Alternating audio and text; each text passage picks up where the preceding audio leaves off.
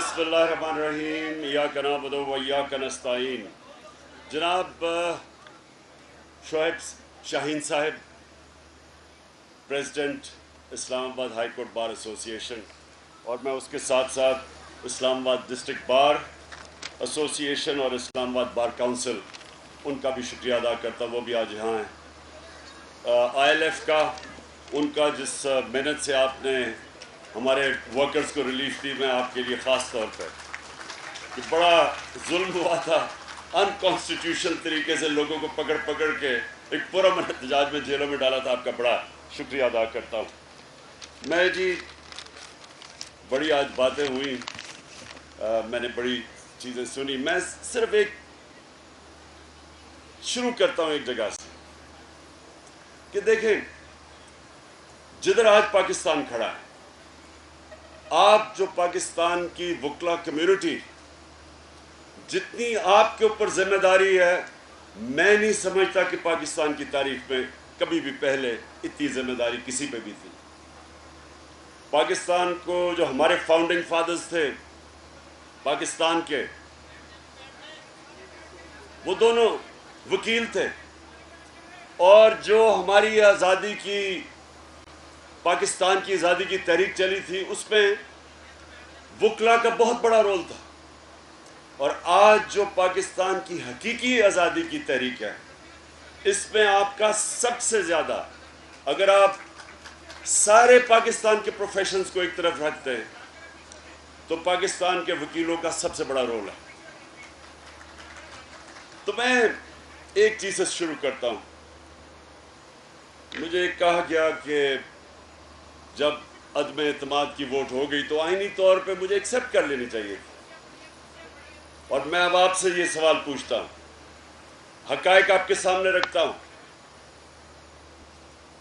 7 मार्च को अमेरिकी under secretary of state for south Asia, उसकी मीटिंग होती है पाकिस्तान एम्बेसडर से वॉशिंगटन में। वो पाकिस्तान के एम्बेसडर को कहता है कि इमरान खान रूस क्यों गया था, और ये सिर्फ इसका अपना इनिशिएटिव था, और अमेरिका बड़ा नाराज है इसके ऊपर। और फिर कहता है कि इमरान खान को अगर आपने ना हटाया, नो कॉन्फिडेंस की मोशन में, ये जो टेबल हो रही है असेंबली में, अभी हुई नहीं थी 7 को, नो कॉन्फिडेंस मोशन अभी टेबल नहीं हुई थी। वो तब आके कहता है एक दिन पहले कि इस नो कॉन्फिडेंस मोशन में अगर आप इमरान खान को नहीं हटाएंगे तो पाकिस्तान को बड़ी मुश्किलों का सामना करना पड़ेगा। और फिर कहता है अगर हटा दोगे तो माफ़ कर दिया जाएगा पाकिस्तान। 7 को ये होता है, 8 को नो कॉन्फिडेंस टेबल होता है असेंबली में, और एकदम हमारे इत्तेहादियों को भी ख्याल आता है कि ओहो ये तो हुकूमत बहुत बुरी है। और हमारे लोटे जो कि 15-20 थे, जो कि जिनमें से अमेरिकन एम्बेसी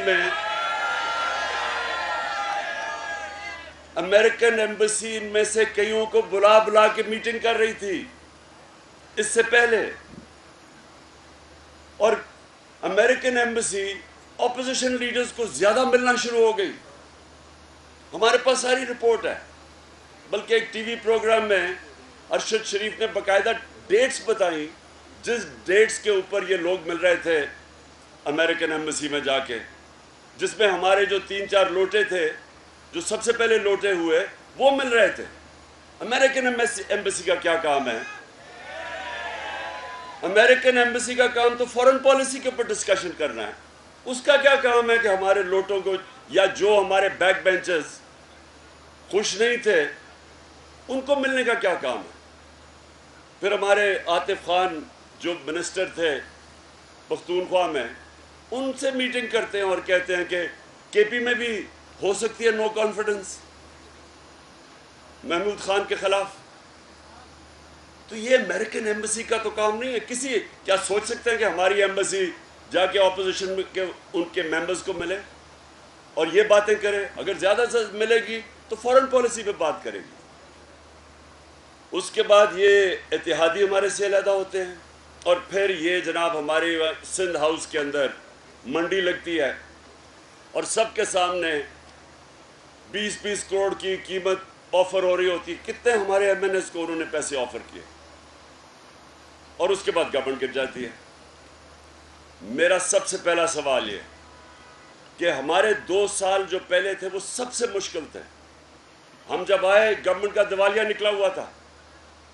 ہمیں سارے باہر اگر میری نہ مدد کرتے ہمارے دوست ملک یو اے ای، سعودی عربیہ اور چائنا، تو ہمارے پاس تو پیسے نہیں تھے، ہم ڈیفالٹ کر گئے تھے.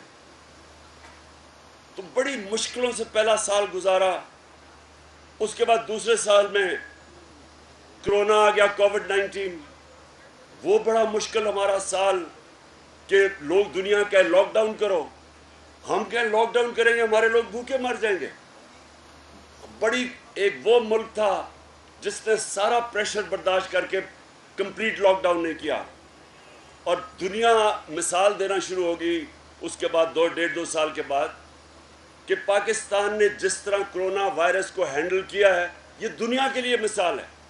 5 ٹاپ ملک تھے جن میں ایک پاکستان تھا 190 ملکوں میں جس نے سب سے بہترین طریقے سے اس کو ہینڈل کیا.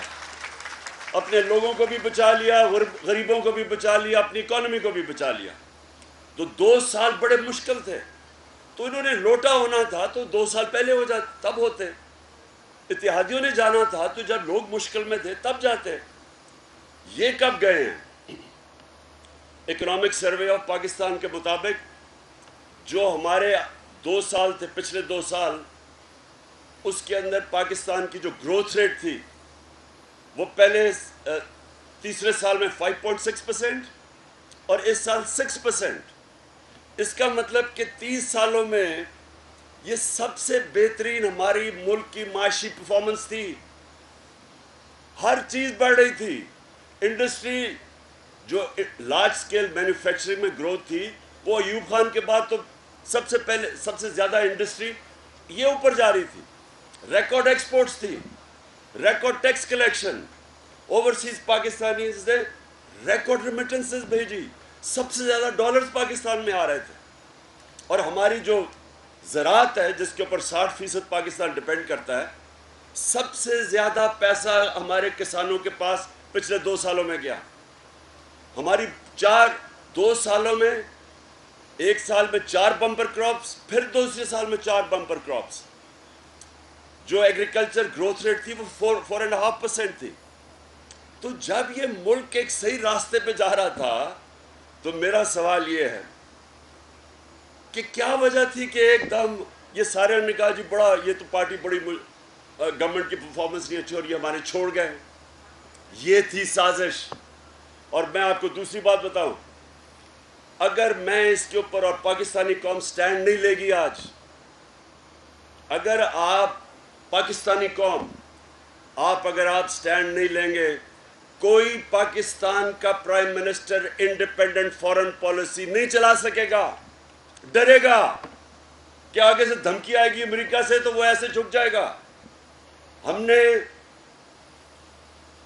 میری وکلا کمیونٹی آپ اوپینین میکر ہیں، ہم نے جب دھمکی ملی امریکہ سے، جو جنرل مشرف اپنی کتاب میں لکھتے ہیں کہ وہ رچرڈ آرمیٹیج کی جب ٹیلی فون پہ آیا کہ we will bomb you into stone age, اگر ہم ان کے ساتھ شرکت نہیں کرتے ان کی جنگ میں، ہماری جنگ ہی نہیں تھی. ایک دھمکی کے اوپر ہم نے گھٹنے ٹیک دیے، ان کی جنگ میں شامل ہوئے. 80,000 پاکستانی مارا گیا، 400 ڈرون اٹیک ہوئے پاکستان پہ. دنیا کی تاریخ میں یہ کوئی مثال ہی نہیں ملتی کہ آپ کا ایلائی جس کے لیے آپ جنگ لڑ رہے ہیں وہ آپ پہ ہی بمباری کر رہا ہے. 400 ڈرون اٹیکس ہوئے، کتنے بے قصور لوگ مارے گئے. کون سے حکمران نے کھڑے ہو کے کہا کہ یہ سارے ہیومینیٹیرین لاز کی خلاف ورزی ہے؟ کوئی دنیا کا قانون آپ کو اجازت نہیں دیتا ٹو بی جج، جوری اینڈ ایکزیکیوشنر. آپ فیصلہ کر رہے ہیں 8,000 میل دور سے، کمپیوٹر گیمز کھیل رہے ہیں کہ اچھا جی یہ دہشت گرد ہے، بٹن دبایا وہ سارا نیچے. کون نیچے مرا کسی کو نہیں پتا. چھوٹے چھوٹے گوشت کے ٹکڑے لوگوں کے ملتے تھے. کون سا ملک اجازت دیتا ہے؟ یہ ہے غلامی. اور اس غلامی کے اگینسٹ میں کھڑا تھا. میرے لیے بھی بڑا آسان تھا کہ ان کو کہتا جی میں روس نہیں جاتا. اور روس، اب یہ سنیں ذرا، آج انہوں نے جو پٹرول کی اور ڈیزل کی قیمت بڑھائی ہے، جس کا ساری اکانومی کے اوپر افیکٹ پڑے گا، بیچارہ نچلا طبقہ پس جائے گا، سفید پوش پس جائے گا. اس کے جو ریپرکشنز آئیں گے، اس کی جو انفلیشن ہے 30% سے اوپر انفلیشن جائے گی. 30% اوپر انفلیشن کا مطلب کہ جو تنخواہیں ہیں لوگوں کی، جو تنخواہ دار طبقہ خاص طور پہ، وہ کیسے گزارا کرے گا؟ تو ہم کیوں گئے تھے روس؟ ہمیں روس سے، ہم تعلقات ٹھیک کر رہے تھے، ہم نے گیس لینی تھی. ہم نے وہاں سے، روس سے گندم 20 لاکھ ٹن گندم لینی تھی. اور پھر جب ہم وہاں گئے تو پتہ چلا کہ وہ ہمیں 30% کم کے اوپر ہمیں تیل دیں گے. تو ہمارے لیے تو روس کی ٹرپ اس لیے امپورٹنٹ تھی کہ میرے لوگوں کے لیے فائدہ تھا، مجھے ذات کا تو کوئی فائدہ نہیں تھا. امریکہ حکم کرے کہ جی نہیں آپ کیوں روس گئے ہیں؟ اور ہندوستان کو جو ان کا اسٹریٹجک ایلائی ہے، ان کی اکنامک اور ملٹری پارٹنرشپ ہے ہندوستان سے.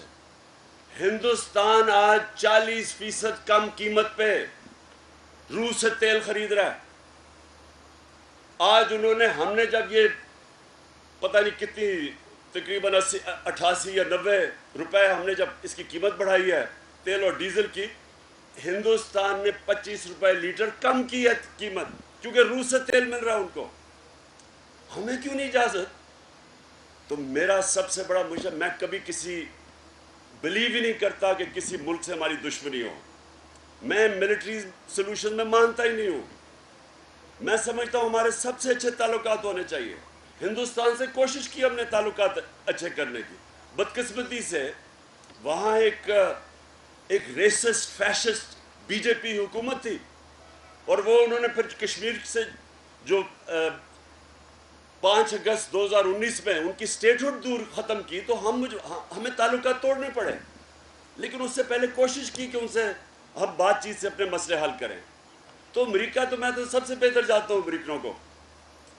امریکنوں کے سامنے اگر آپ ان کے جھکتے جائیں گے، وہ آپ کو ڈو مور کہتے جائیں گے.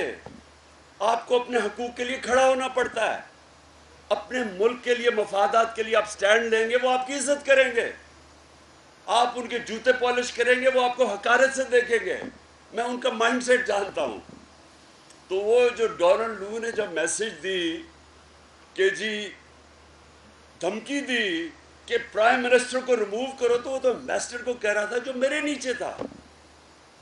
وہ فورن آفس تو میرے نیچے ہے، تو دھمکی کس کو دے رہا تھا کہ عمران خان کو ریموو کرو؟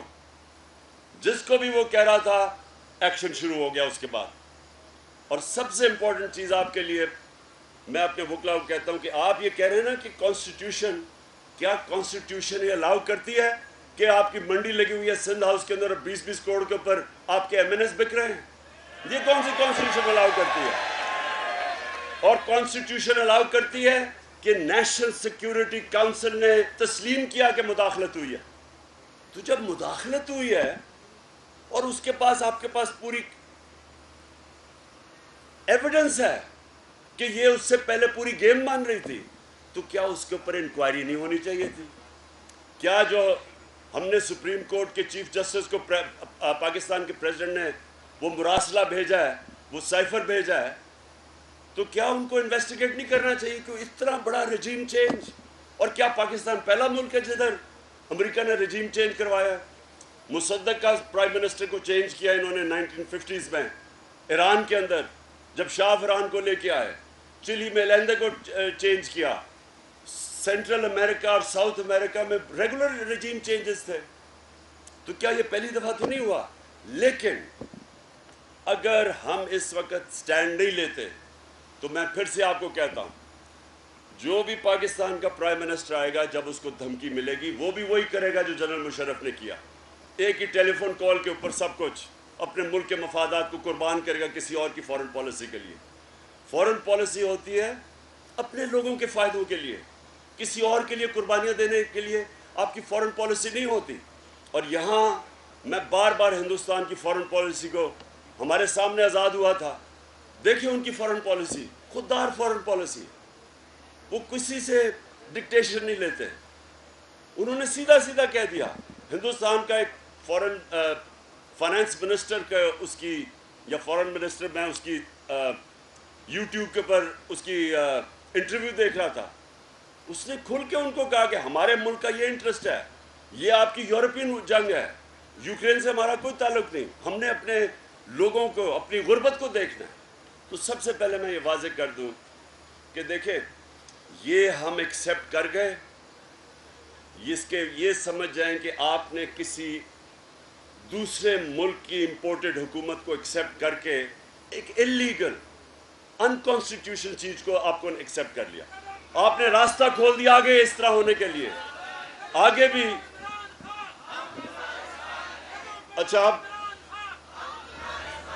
اب میں دوسری طرف آتا ہوں. شعیب آپ نے مجھے کہا کہ باقی یہ موجودہ سچویشن کو آپ کے سامنے رکھو. دیکھیں ہوا کیا, ہم جب یہ ہماری جو 6% گروتھ تھی اور سارے اکنامک انڈیکیٹرز ٹھیک طرف تھے, انڈسٹری بھی اوپر, ایگریکلچر بھی اوپر جا رہا تھا, اور ایکسپورٹس بڑی دیر کے بعد ایکسپورٹس اوپر جا رہی تھی, باہر سے پیسہ بھی آ رہا تھا. تو مجھے جب پتہ چلا کہ یہ سازش ہو رہی ہے تو میں نے, جو لوگ یہ روک سکتے تھے سازش, نیوٹرلز, میں نے ان کو سمجھایا, میں نے ان کو اپنے ملک کے لیے سمجھایا کہ اس وقت جدھر پاکستان کھڑا ہے اور ایک انٹرنیشنلی کموڈٹی سپر سائیکل آیا ہوا ہے, سپر سائیکل کے اندر انرجی کاسٹ وہ دنیا میں اوپر جا رہے ہیں, گیس اوپر جا رہی ہے, کوئلہ اوپر جا رہا ہے, تیل اوپر جا رہا ہے. تو یہ بڑا ہمارے فورن ایکسچینج کے اوپر, ہمارے روپے کے اوپر پریشر پڑ سکتا ہے. تو کسی قسم کی اس وقت ڈی سٹیبلائزیشن نہ ہونے دیں, یہ سنبھالا نہیں جائے گا. یہ میں نے کہا, پھر شوکت ترین کو میں نے کہا کہ ان کو ایکسپلین کرو کہ یہاں نیوٹرل رہنے کا ٹائم نہیں ہے. اگر آپ یہ ایک دفعہ یہ ہو گئی سازش کامیاب تو اس کا ڈائریکٹ امپیکٹ آپ کی اکانومی پہ پڑے گا. ہم نے بتایا پہلے, یہ نہیں کہ یہ ایسے ہو گیا, کیونکہ جیسے ہی کانفیڈنس مارکیٹ کا جاتا ہے اور وہ پھر ایک گورنمنٹ چلے, اگر تو بڑی تیاری کر کے کوئی گورنمنٹ آئی ہوتی, اس میں کوئی بڑے جینیسز بیٹھے ہوتے, اکانومسٹ بیٹھے ہوتے, تو وہ پھر بھی شاید کچھ آ کے کوئی روڈ میپ دے دیتے, آتے ساتھ ہی روڈ میپ دیتے کہ جی یہ ہم چیزیں کریں گے, تاکہ مارکیٹ کوئی ریلیکس کر دیتی کہ ہاں ان کے پاس کوئی پلان ہے. یہ آئے, ان کو نہ کوئی اندازہ کیا کرنا ہے, کوئی اس طرح کی احمقانہ سٹیٹمنٹس دینے شروع ہو گئے. وہ مارکیٹ اور ڈر گئی, روپیہ گرنا شروع ہو گیا, سٹاک مارکیٹ گرنی شروع ہو گئی, کیونکہ مارکیٹ میں خوف آنا شروع ہو گیا کہ ان کو تو پتہ ہی نہیں ہے, ان کے پاس تو روڈ میپ ہی نہیں ہے. پھر بجائے کانسنٹریٹ کریں اکانومی کے اوپر, ان کا صرف ایک انٹرسٹ تھا کہ NRO2 لے لو. کرپشن کے کیسز, FI, سب سے زیادہ جو ظلم ہوا ہے نا, میں کیونکہ دیکھیں رول آف لا کی سب سے بڑی ذمہ داری ہے پاکستان کی عدلیہ کے اوپر اور پاکستان کی وکلا کمیونٹی کے اوپر. اب یہ جو رول آف لا کی دھجیاں اڑ رہی ہیں, یہ آپ کی آنکھوں کے سامنے آپ کے رول آف لا کی قبر کھود کے اس کے اوپر رولر پھیرا جا رہا ہے. یہ مجھے سمجھائیں کہ 16 ارب روپے کے کیسز, FIA کے کیسز, اور cases black and white cases, کہ سمپلی ایک نوکروں کے نام پہ پیسہ آ رہا ہے اور وہ پھر شہباز شریف کی فیملی میں ڈسٹریبیوٹ ہو رہا ہے. یہ اوپن اینڈ شٹ کیس تھا. پہلے تو یہ 1 سال پہلے فیصلہ ہو جانا چاہیے تھا, وہ کیس ہی نہیں لگتا تھا, لمبی ڈیٹس مل جاتی تھی. طاقتور کے لیے تو, ہمارے لیے ملک میں ان کو قانون کے نیچے لانا ایک جہاد ہے. طاقتور قانون کے نیچے نہیں آتا. میں نے 3 سال کوشش کرتا رہا کہ یہ جو, اور ہمارے زمانے کے کیسز نہیں تھے, یہ میں سب کو آپ کو بتا دوں. کہتے ہیں جی انتقامی کارروائی ہے, وہ کیسز تو سارے ان کے دور کے تھے. وہ اسحاق ڈار ان کے دور کا بھاگا ہوا ہے, نواز شریف کے بیٹے ان کے دور کے بھاگے ہوئے ہیں, شہباز شریف کا دماد ان کے دور کے بھاگا ہوا ہے. ہم تو پاور میں نہیں تھے تب. تو یہ جو کیسز ہیں، اب یہ کیسز کے پہلے تو ایف آئی اے کے کیسز سارے انہوں نے آفیسر چینج کیے. اب تک ہماری نالج کے مطابق 6 کیجولٹیز ہو چکی ہیں. 4 وہ لوگ جس میں مقصود چپڑاسی بھی تھا، اس کو وہ ہارٹ اٹیک سے گیا. اس کے جو کیش بوائز تھے، کوئی گلزار تھا وہ گیا. 4 لوگ وہ گئے. 2 جو انویسٹیگیٹرز تھے، ایک ڈاکٹر رضوان وہ ہارٹ اٹیک سے مرا، دوسرے انویسٹیگیٹر کو ہارٹ اٹیک ہوا. اور کل پتہ چلا کہ وہ جو اینٹی کرپشن کا جو فیصل آباد کے بڑے بڑے کرمنلز کو انویسٹیگیٹ کر رہا تھا، اس نے اپنے آپ کو خودکشی کر لی، پھانسی دے دی. تو یہ آپ کے سامنے پاکستان کا رول آف لا دفن ہو رہا ہے. اس کے بعد نیب، اب جناب نیا لا آ گیا ہے.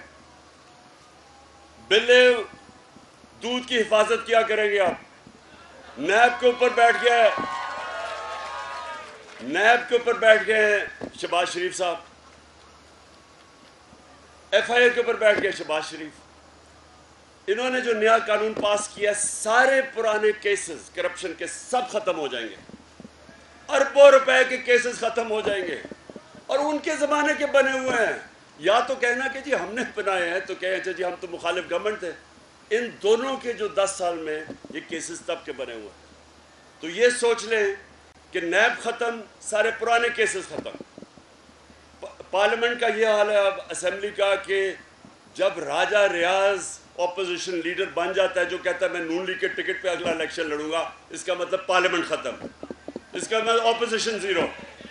جو تماشا ہو رہا ہے اس وقت پنجاب کی اسمبلی میں، یہ بھی ایک پاکستان کی ایک نئی تاریخ بن رہی ہے. تماشا بنا ہوا ہے وہاں.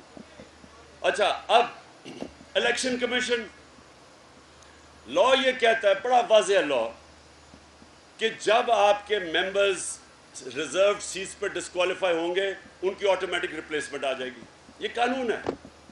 وہ الیکشن کمیشن نے ایک اور طریقہ نکال لیا ہے کہ ان کو بچا لیا ہے. ان کو کہہ نہیں جی جب بائی الیکشن ہوں گے، رزلٹ آئے گا، پھر یہ ریپلیس کیے جائیں گے، تاکہ وہ میجورٹی رہ جائے نون لیگ کی.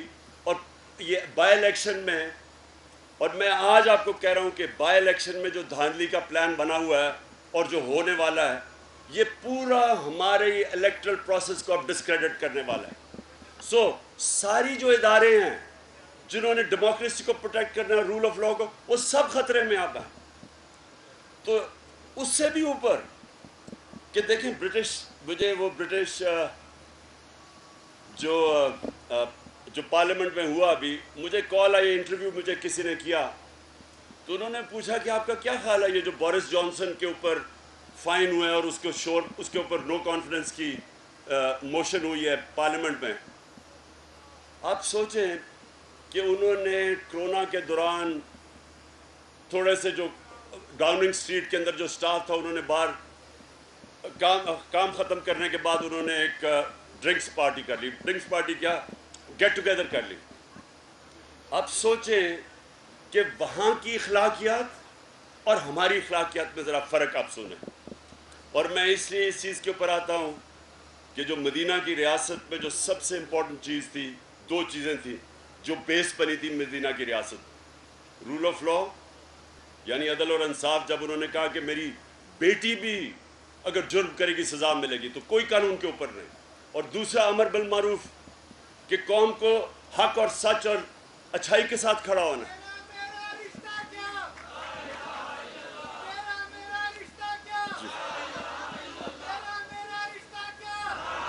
جی سنیں ذرا، یہ دیکھیں کہ وہ ملک، مسلمان تو ہم ہیں، امر بالمعروف کا تو ہمیں حکم ہے، رول آف لا کا ہمیں حکم ہے. اب وہاں دیکھیں کہ ادھر صرف اور صرف انہوں نے کہا کہ اس نے، پرائم منسٹر نے جو قانون لوگوں کے لیے تھے، اپنے آپ کو اس سے اوپر رکھا، اس کے لیے نو کانفیڈنس. یہاں ساری قوم کے سامنے جو 30 سال سے لوگوں کے اوپر کرپشن کیسز تھے، پہلی دفعہ NRO ون لیا مشرف سے، سارے کیسز جو ان کے دو دفعہ ان کی حکومت کرپشن پہ گئی تھی، سارے چارجز زرداری کے اوپر نواز شریف نے لگائے تھے. زرداری کو جیل نواز شریف نے ڈالا تھا کرپشن پہ. نواز شریف کے اوپر حدیبہ پیپر مل زرداری نے کیا تھا، وہ سارے جنرل مشرف نے معاف کر دیے، NRO دے دیا. اب یہ NRO 2 ہے جو 10 سالوں کے اندر سب کچھ ہے وہ معاف ہونے لگا ہے. تو میرا سب سے بڑا پوائنٹ یہ اپنی وکلا کمیونٹی سے کہ اگر یہی ہونا ہے تو وہ بیچارے جو جیلوں میں غریب بھرے ہوئے ہیں ان کا کیا قصور ہے؟ پھر ان کی تو چھوٹی چھوٹی چوریاں ہیں. اگر اربوں روپے کی چوریاں معاف کر دینی ہے تو وہ بیچاروں کا کیا قصور ہے؟ یہ بہت امپورٹنٹ ہے آپ کے لیے کہ حضرت علی رضی اللہ تعالیٰ کا اسی پہ قول ہے کہ کفر کا نظام چل جائے گا لیکن ظلم اور ناانصافی کا نظام نہیں چل سکتا. اس طرح کا نظام نہیں چل سکتا. یہ جو اکانومی ہماری ہے یہ ڈائریکٹلی ڈیپینڈنٹ ہے رول آف لاء پہ. آپ کا جب رول آف لاء، کوئی دنیا میں ملک بتا دیں جدھر رول آف لاء ہو اور وہ غریب ہو، ایک ملک مجھے بتا دیں. اور ایک ملک مجھے بتا دیں جدھر رول آف لاء نہیں ہے اور وہ امیر ہے. سوئٹزرلینڈ کی کوئی وسائل نہیں ہے سوئٹزرلینڈ کے پاس. ہمارے جو ناردرن ایریاز ہے یہ سوئٹزرلینڈ سے دگنا سائز ہے اور اس سے بہت زیادہ خوبصورت ہے کیونکہ میں نے دونوں جگہ دیکھی ہوئی ہے. سوئٹزرلینڈ صرف پہاڑوں سے اور گایوں سے اور دودھ اور وہ چیز بنا کے وہ دنیا کا خوشحال خطہ ہے کیونکہ رول آف لاء انڈیکس میں سوئٹزرلینڈ میں 99.9 رول آف لاء انڈیکس ہے. آپ کو اور ہم سب کو شرم بھی آئے گی یہ سن کے کہ مسلمان دنیا شاید ہی کوئی مسلمان ملک ہے جس کا 20% سے زیادہ رول آف لاء انڈیکس پہ ہے. ہم سب نیچے ہیں. ہمارا جنگل کا قانون زیادہ ہے کہ جس کی طاقت اس کی بھینس. اور یہاں آپ دیکھیں کہ یہ جو رول آف لاء کی تباہی ہو رہی ہے، اس لیے آپ سب کو رول آف لاء کے ساتھ پاکستان کی اخلاقیات، ہماری مورل سٹینڈرڈ جو تباہ ہو رہی ہیں کہ آپ کو جرمنی اور جاپان تباہ ہو گئے تھے سیکنڈ ورلڈ وار میں، دونوں 10 سال میں کھڑے ہو گئے کیونکہ وہاں اخلاقیات کو بوم نہیں کر سکے. وہ جب اخلاقیات اور موریلٹی ایک معاشرے کی انٹیکٹ ہے وہ پھر کھڑا ہو جاتا ہے. لیکن لیبنان، میں مثال لیبنان کی دیتا ہوں کہ میں آج سے کوئی 40 سال پہلے وہ دبئی کو کوئی نہیں جانتا تھا، سارے بیروت جایا کرتے تھے. سب سے مڈل ایسٹ کے اندر جو جگہ جانے کی تھی خوشحال وہ لیبنان تھا. آج لیبنان ایک فیلڈ سٹیٹ بن گیا ہے. 70% لوگ غربت کی لکیر سے نیچے چلے گئے ہیں. ایک وجہ ہے کرپشن، اور کرپشن ہے سمٹمز رول آف لاء نہ ہونے کے. وہاں بھی طاقتور پیسے بنا رہے ہیں، ادھر بھی طاقتور قانون کے اوپر ہے. ادھر بھی صرف غریب لوگ جیلوں میں، غریب چور جیلوں میں جاتے ہیں. تو یہ جو نبی صلی اللہ علیہ وسلم نے جو سب سے زیادہ، میں کوٹ کرتا ہوں ان کی حدیث کہ جو قوم طاقتور ڈاکوں کو نہیں پکڑتی اور صرف کمزور ڈاکوں کو پکڑتی ہے وہ تباہ ہو جاتی ہے. بیسکلی جدھر رول آف لاء نہیں ہے وہ تباہ ہو جاتی ہے. تو میں آپ سب کو آج صرف اس چیز کے اوپر لانا چاہتا ہوں کہ جو اب ہمارے ملک میں ہو رہا ہے، رول آف لاء کی دھجیاں اڑ رہی ہیں، کانسٹیٹیوشن تباہ ہو رہی ہے. مجھے یہ بتائیں کہ ایک رجیم چینج ہوا، لوٹے بنے، ملک کے بڑے بڑے کرمنلز کو اوپر لا کے بٹھا دیا. اور جب ہم نے پروٹیسٹ کیا، ہماری ہمیشہ پروٹیسٹ پرامن رہی ہے. کیا میں فیملیز کو انوائٹ کروں گا اگر میں کوئی انتشار کرنا چاہتا ہوں؟ عورتیں بچے ہماری پروٹیسٹ پہ آتے ہیں. آپ نے جس نے بھی دیکھا ہوگا ڈی چوک میں فیملیز آئی ہوئی تھی. مجھے یہ بتائیں کہ پاکستان کی تاریخ میں کب اس طرح کے پرامن پروٹیسٹ کے اوپر اس طرح کی فورس استعمال کی گئی؟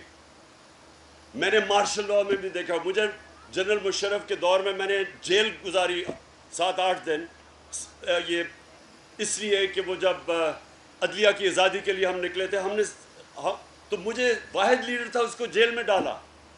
لیکن میں نے اس کے کریک ڈاؤن میں بھی کبھی اس طرح کا ظلم نہیں دیکھا جو ادھر اب ہوا. عورتوں کو جس طرح انہوں نے ٹریٹ کیا, رات کے 2 بجے گھروں میں گھس گئے. یہ کون سا قانون ہے؟ کس قانون کے مطابق؟ ایک ویڈیو آئی اور میں اس بچے سے بھی ملا ہوں, فیصلہ آباد میں باپ نہیں تھا, 10 سال کے بچے کو پکڑ کے جیل لے گئے. یہ کدھر ہوتا ہے؟ یہ کون سی جمہوریت میں ہے؟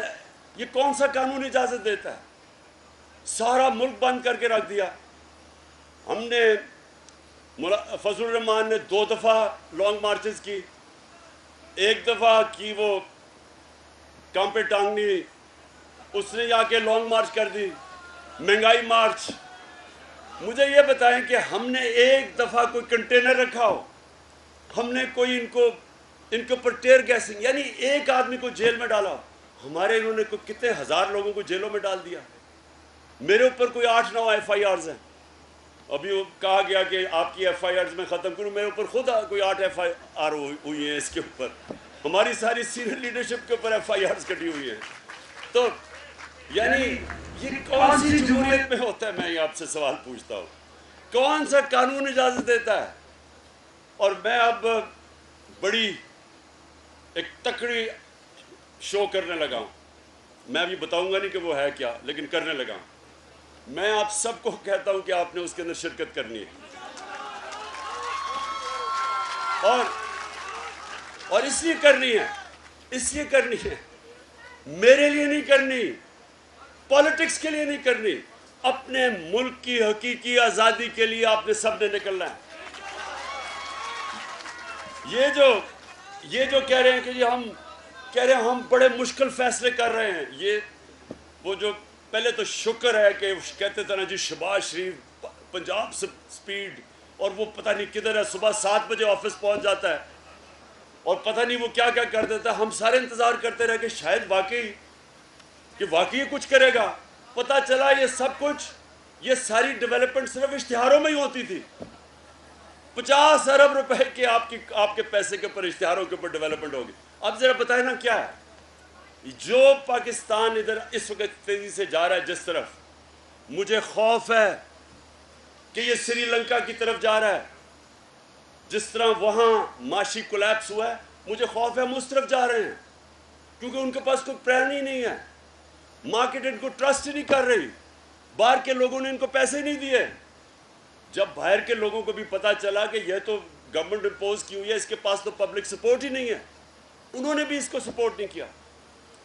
اگر اس وقت یہ حکومت چلتی رہی, مجھے خوف یہ ہے کہ یہ پاکستان کو اتنا کمزور کر کے جائیں گے. جب ایک گورنمنٹ کمزور ہو جاتی ہے معاشی طور پہ, تو ہم سب کے سامنے سوویت یونین کی مثال ہے کہ سوویت یونین ملیٹریلی کمزور نہیں تھی, لیکن معاشی طور پہ اتنی کمزور ہوئی کہ وہ ٹوٹ گیا. ہمیں وہاں یہ نہ لے جائیں کہ جب پھر ہمیں بیل آؤٹ کرنے آئیں, وہ پھر جو ہمیں کنڈیشنز لگائیں گے وہ ہماری ساورنٹی, ہماری آزادی کو کمپرومائز کرے گا. اس لیے اس ملک کے لیے ضرورت ہے کہ صرف ایک چیز نکال سکتی ہے اس ملک کو اس دلدل میں جس میں پھنستے جا رہے ہیں. وہ ایک چیز ہے, صاف اور شفاف الیکشنز. یہ واحد چیز ہے. اور میں آج یہاں آپ کے اپنی معزز باشعور وکلا کمیونٹی کے سامنے کھڑے ہو کے یہ کہتا ہوں کہ آپ نے سب نے اس آزادی کی, حقیقی آزادی کی تحریک میں شرکت کرنی ہے.